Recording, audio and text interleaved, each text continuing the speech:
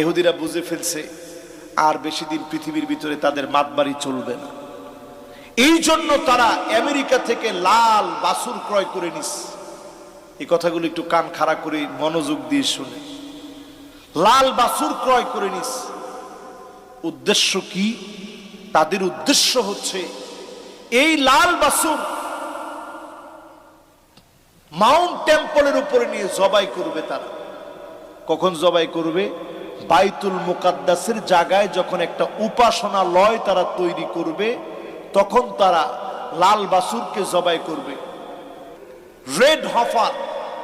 Red হফারকে জবাই করবে Mount টেম্পলের উপরে নিয়ে। ওইখানে তারা বাইতুল মুকাদ্দাস ভেঙে ফেলে দিয়ে সেইখানে তারা তাদের একটা উপাসনালয় বানাবে। কিন্তু তারা জানে মুসলমান সারা দুনিয়াতে যারা আছে, মুসলমান লোহার বুট, এই বুটকে চর্বণ করার মতো, এই বুটকে চিবানোর মতো কোন শক্তি, কোন দাঁত পৃথিবীতে তৈরি হয় নাই। ঠিক কিনা?